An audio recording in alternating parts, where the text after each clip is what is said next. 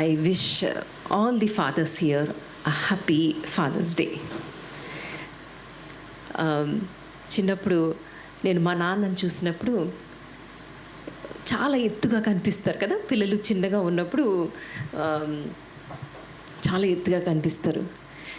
Hour fathers stand so tall, they make us feel proud కదా.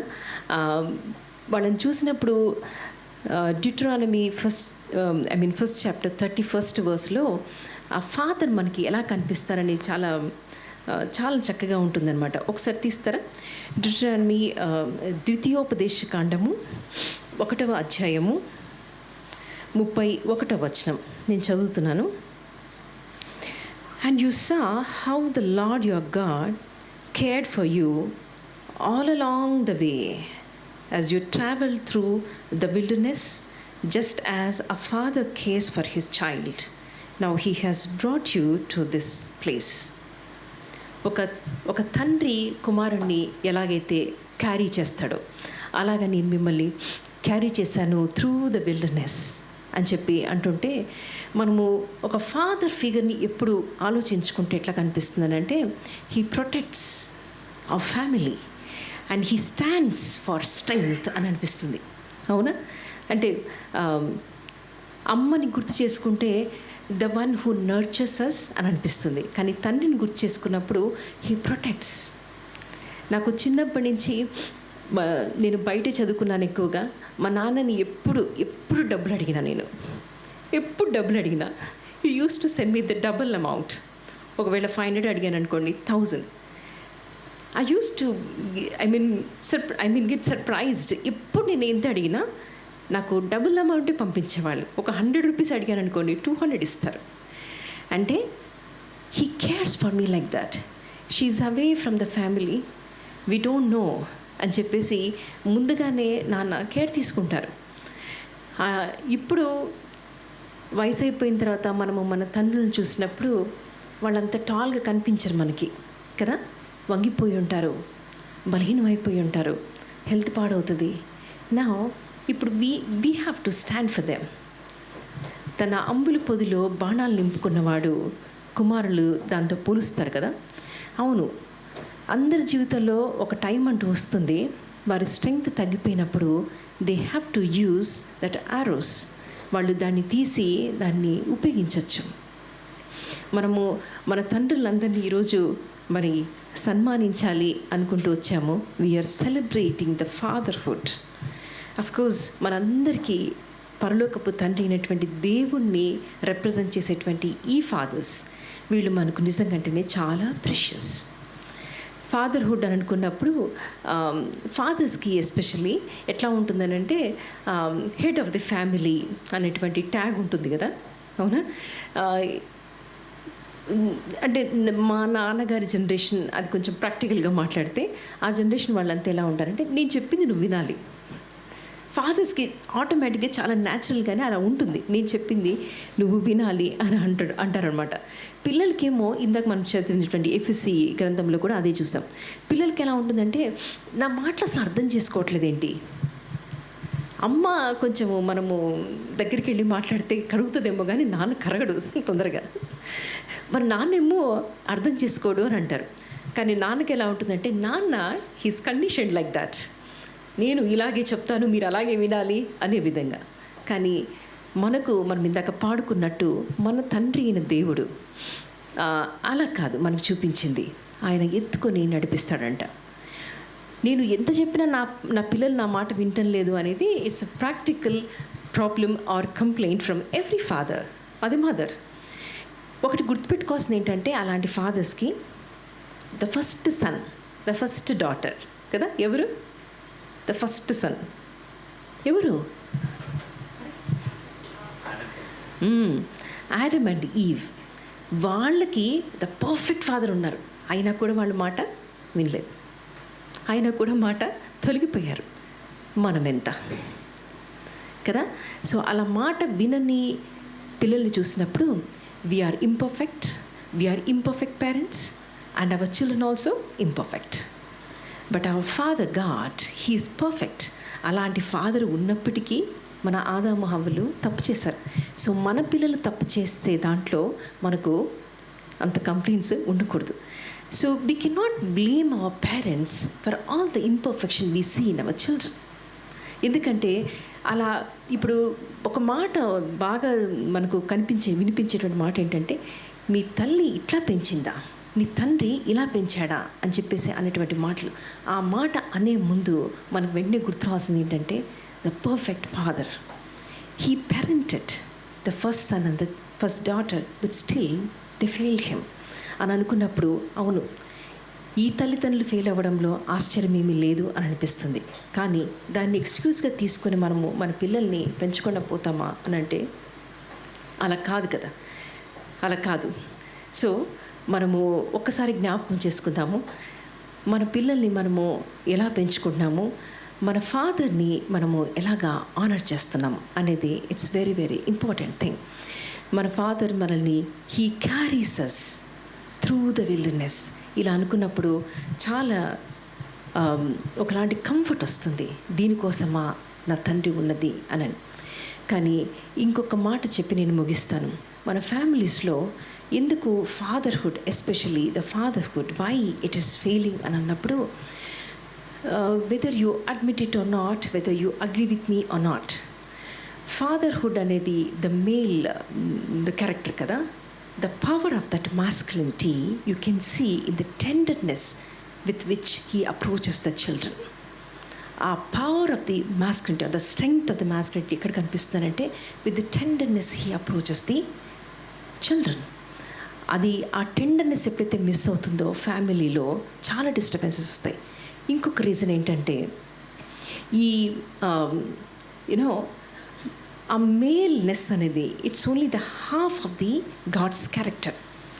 Male and female కలిస్తేనే the complete image of God you can see in the family. ఇప్పుడు ఒకవేళ నా యొక్క కుటుంబానికి తండ్రి మట్టుకే నిల్చున్నాడు అనుకోండి, తల్లికి అలాంటి ఆ ప్లేస్ లేదంటే తండ్రి హాఫ్ ఆఫ్ ది స్ట్రెంగ్త్తోనే పాలిస్తున్నాడు, రూల్ చేస్తున్నాడు ఫ్యామిలీని. But when he takes the help of the other half, then you can see the complete picture, complete image of God.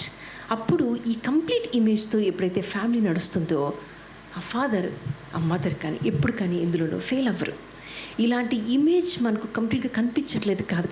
అందుకే మన our children are becoming violent. ఎందుకంటే nurturing image లేదంటే caring image of mother ఈ ఫాదర్హుడ్తో కలవట్లేదు. ఎప్పుడైతే ఈగోని వదిలేసి మనము ఇద్దరము సమానమే అని చెప్పేసి మనం వెళ్తామో, అప్పుడు you can see the full fledged family కదా. సో మనము ఒక్కొక్కసారి పిల్లలకి చెప్పినప్పుడు వినకపోతే చాలా కోపం వస్తుంది. Then we have to ask only one thing, ఈ కోపం నాకు ఎందుకు వస్తుంది? నా మాట విన్నందుక, లేదంటే దేవుని ఆజ్ఞను వినందుక? We just have to ask this question.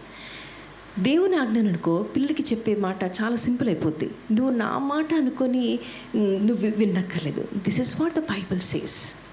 ఎప్పుడైతే చిన్నప్పటి నుంచి మనం పిల్లల్ని దేవుని యొక్క మార్గంలో పెంచితే, ఈ యొక్క కమాండ్మెంట్స్ని మనం బోధించినప్పుడు, అమ్మ నాన్న చెప్తుంటే నిజంగా బైబిల్ నుంచి చెప్తున్నారు కదా అని చెప్పేసి ఆ యొక్క జ్ఞానం పిల్లలకు వస్తుంది. అంతేకాదు నేను నాన్నను కాబట్టి నువ్వు నా మాట వినాలి అని ఎప్పుడైతే చెప్తామో, పిల్లలకి కోపం పుట్టించకుండా పేరెంటింగ్ చేయమని చెప్తుంది బైబిల్. సో ఖచ్చితంగా కోపం వస్తుంది. ఇలాంటి ప్రాక్టికల్ ఇష్యూస్ ఒక్కసారి చిన్న చిన్న విషయాలే ఇవి కానీ గమనించగలిగితే చాలా సింపుల్గా నాన్నగారు అప్పుడు ఒక మాట చెప్పచ్చు, నువ్వు నా మాట నేను కేవలం నీకు నాన్ననైనందుకు వినక్కర్లేదు, but this is the word of God, నువ్వు అందుకోసం వినాలి అని చెప్పినప్పుడు maybe the parenting becomes little easy. But of course we have to admit that parenting is not that easy. ఎందుకంటే ఎప్పుడైతే ఫాదర్స్ స్ట్రెంగ్త్కి మరో పేరు అని అనుకుంటున్నామో, ఇప్పుడు మన ఫాదర్స్ ఫిజికల్గా అంత స్ట్రాంగ్గా ఉన్నటువంటి పరిస్థితులు కాదు కదా, అంత స్ట్రాంగ్గా ఉన్నటువంటి పరిస్థితులు కాదు. ఎందుకంటే our pollution, our travelling requirements, all these things are adding up and they are physically making our fathers weak. వాళ్ళేమో వాళ్ళ యొక్క ప్రాబ్లమ్స్ని చెప్పుకునేటువంటి పరిస్థితుల్లో మనం ఉండం. మనమేం ఎక్స్పెక్ట్ చేస్తాం, ఫాదర్ అంటే అంతే అలా చేయాలి అని అనుకుంటాం. బట్ ఎప్పుడైనా మీ ఫాదర్స్ తోటి కూర్చొని మాట్లాడతామో మనము, ఇప్పుడు మాట్లాడకపోతే ఒక రోజు వస్తుంది, నేనేం మాట్లాడినా నాన్నకు వినిపించదు. ఆ పరిస్థితి రాకముందే మనం కూర్చొని స్పెండ్ చేద్దాం టైం. నేను ఈ మాట మీతో మాట్లాడే ముందు even I'm checking my self. నాన్నకు మాట్లాడితే వినిపించినటువంటి ఏజ్ వచ్చినప్పుడు నేను ఎక్కడికో తీసుకెళ్ళి అన్నీ చూపిస్తుంటే దాన్ని ఎంజాయ్ చేసేటువంటి స్టేజ్లో లేనప్పుడు మనము పక్కన కూర్చొని ఇది తిన్నానా ఇది తిన్నానా అని చెప్తుంటే దానిని ఆ యొక్క టేస్ట్ని ఎంజాయ్ చేసేటువంటి పరిస్థితి కూడా లేనటువంటి స్టేజ్లోకి వచ్చి చేస్తే లాభం లేదు. How are you going to honor your father today who has become a reason for you to come to this earth? ఏమిచ్చి మనము ఆ తండ్రి యొక్క రుణం తీర్చుకోగలం చెప్పండి? ఒకటి అడిగితే అప్పు చేసి ఏదో ఒకటి చేసి ఆ యొక్క నీడ్స్ని మీట్ అవుతారు తండ్రి. కనీసము అది చెప్పుకోరు కూడా, నేను ఇలా చేశానని కూడా చెప్పుకోరు. ఈ యొక్క ఫినాన్షియల్ క్రైసిస్ ఇవన్నీ కూడా మీకు వద్దు, నేను పెడుతున్నాను కదా, ఐఎమ్ ద ప్రొవైడర్ అని చెప్పి అన్నీ దాచేస్తారు. అలా దాచుకొని ఆ గుండె కాస్త బరువెక్కిపోయి ఒకరోజు హార్ట్ అటాక్ వచ్చేస్తుంది. ఇవన్నీ గమనిస్తున్నాము మనము. ఒక పర్సన్ మీద ఎంత బర్డన్ పెడుతున్నాం. దానికి అంతటికీ ఏం చేయొచ్చు అంటే అంతగా సంపాదించి మీరు ఆ దాంట్లో ఒక షేర్ తీసుకోలేకపోవచ్చు. But what is expected is the least thing. Can you sit beside them for some time and spend meaningfully? ఈరోజు ఎలా అయిపోయామంటే మనం ఫారిన్కి వెళ్ళిపోవాలి. ఫస్ట్ చదివిన వెంటనే ఎక్కడికి వెళ్ళిపోవాలంటే అమెరికా వెళ్ళిపోవాలి. సక్సెస్కి ఈరోజు మీటర్ ఏంటంటే చదివామా ఫారిన్కి వెళ్ళిపోయామా, ఇలాగే అయిపోతుంది. ఎక్కడున్నారంటే ఫాదర్ చాలా ప్రైడ్గా చెప్పుకుంటారు, ఫాదర్ అండ్ మదర్, మా పిల్లలంతా స్టేట్స్లో ఉన్నారు. This has become like a status symbol nowadays. But what are you losing? Family, if a family cannot live together and share the happiness, what's the use? ఎక్కడికో వెళ్ళిపోయి మనం ఏమంటామంటే ఇప్పుడు కేర్ టేకర్స్ని రెంట్కి తీసుకుంటున్నాం. మనం మటుకు బాగా హాయిగా స్టేట్స్లో ఉంటాం, కానీ మన తండ్రిని తల్లిని చూసుకోవడానికి మటుకు మనము కేర్ టేకర్స్ని రెంట్కి తీసుకుంటాం. అన్నీ రెంట్కి తీసుకుంటున్నాము, కేర్ని కూడా రెంట్కి తీసుకుంటున్నాం. Care only human being can give that. How can you rent? అంటే అది రెంట్కి తీసుకొని చేసేటువంటి విషయమా అని అనుకో. మరి ఇలాంటి విషయాలన్నీ చూస్తున్నప్పుడు ఈ యొక్క 21st సెంచరీలో ఫాదర్హుడ్ని సెలబ్రేట్ చేసినటువంటి మనము ఈ ప్రాక్టికల్ ఇష్యూస్ని చాలా ఆలోచించాలి. At the end of the day వాళ్ళు మిమ్మల్ని through the wilderness they have taken you, they have carried you. But now ఇప్పుడు నువ్వేం చేస్తున్నావు తండ్రిని తల్లిని చూసుకోవడంలో? ఎస్పెషలీ దిస్ ఫాదర్స్ డే ఎలాగ చూసుకుంటున్నాం మనము అనేది నాకు చాలా సంతోషాన్ని ఇచ్చిన విషయం ఏంటంటే, నేను మా నాన్నగారిని అమ్మని నేను వాళ్ళకి ఇష్టమైనటువంటి ప్లేస్కి తీసుకెళ్ళాను అని. నేను మా భార్యకి ఒకటే మాట చెప్పాను, if not now next year I don't know. వాళ్ళు ఇప్పుడే చాలా వీక్ అయిపోయారు. నెక్స్ట్ ఇయర్ అంటే వాళ్ళు దాన్ని చూసి సంతోషించేటువంటి ప్లేస్లో ఉండరేమో. ఎంత కష్టమైనా let's do this year. Tomorrow or the next year how it will be we don't know. So this is the time. కొంతమందికి మీ ఫాదర్స్ తోటి కొంచెం ఫ్రిక్షన్ ఉండొచ్చు. మీ ఫాదర్స్ మీరు చెప్పినట్టు వినలేదు అని అనుకోవచ్చు. Especially when it comes to your marriage. లేదంటే కొన్ని విషయాలు ఉండొచ్చు, మన ఫాదర్స్ ఇంకొక రకంగా ఆలోచిస్తారు. అదంతా పెట్టుకొని మనకు చాలా ఒకలాంటి కోపం వచ్చేస్తుంది పేరెంట్స్ మీద. నేను ఎంత చెప్పినా వింటలేదే అని అనుకుంటాం. కానీ వాళ్ళు మనల్ని తీసుకొచ్చారు, వాళ్ళు ఈ భూమి మీదకి తీసుకొచ్చారు అన్న విషయం మనం ఆలోచిస్తే, రోడ్డు మీద వెళ్తూ ఉన్నామనుకోండి, నాన్న నన్ను కాపాడకపోయి ఉంటే, అమ్మ నన్ను కాపాడకపోయి ఉంటే నేను ఏ యాక్సిడెంట్లోనూ పడిపోయేదాన్ని కదా. అలాంటివన్నీ చెక్ చేసుకున్నప్పుడు వాళ్ళు ఎలా ఉన్నా, వాళ్ళ పరిస్థితి ఏమైనా, we have to honour them. And this is the commandment. It's not optional. ఇది నాకు ఇష్టమైతే చేస్తాను, వాళ్ళను బాగా చూసుకుంటే చేస్తాను అనడానికి కాదు. It is mandatory. It's a commandment. వాళ్ళు ఎలా ఉన్నా మనం వాళ్ళని ఆనర్ చేయాలి. ఇదేంటి సిస్టర్, నా తండ్రి నన్ను ఎప్పుడో వదిలేశాడు, మా అమ్మని నన్ను వదిలేశారు అనేటువంటి పిల్లలు చాలామంది ఉన్నారు. లేదంటే మా అమ్మ నాన్న మమ్మల్ని ఇలా వదిలేశారు అని చెప్పేటువంటి వాళ్ళు చాలామంది ఉన్నారు. అలాంటి టైంలో ఒక్క మాట నేను వాళ్ళకి చెప్పేది ఏంటంటే, నిజమే మీ హార్ట్స్ చాలా హెవీగా ఉన్నాయి మీ పేరెంట్స్ని ఒకసారి గుర్తు చేసుకున్నప్పుడు. కానీ వాళ్ళు లేకపోతే మీరు లేరు అన్నటువంటి ఈ ఒక్క విషయం చాలు. They are the reason for you to come to this earth అని అనుకున్నప్పుడు దేవుడు కమాండ్మెంట్గా ఇచ్చాడు అని అంటే ఆ కమాండ్మెంట్ని ఫాలో చేయడానికి నీకు స్ట్రెంగ్త్ కూడా ఇస్తాడు. అలాంటి ఫాదర్స్ని మనము ఆనర్ చేద్దాం. వాళ్ళతో ఎప్పుడు కూడా కొంచెం టైం మనం స్పెండ్ చేద్దాం. నాకు ఒక్కొక్కసారి మా పేరెంట్స్తో కూర్చొని స్పెండ్ చేసేటువంటి టైం లేనప్పుడు it was looking like a very big challenge for me. నేను పని చేసుకోవాలి, ఈ మినిస్ట్రీ ఇవన్నీ పెట్టుకున్నప్పుడు ఎలాగ వాళ్ళతో కూర్చొని నేను స్పెండ్ చేస్తాను అని అంటే, ఒకరోజు నేను కూర్చొని మాట్లాడుతున్నప్పుడు మా నాన్న అన్నారు, ఇట్లా నువ్వు మా పక్కన కూర్చొని మాట్లాడితే ఎంత బాగుంటుందో అని అన్నాడు. మనం ఎన్ని ఫెసిలిటీస్ ఇచ్చి ఎంత చేసినా they want only our time. ఈరోజు నుంచి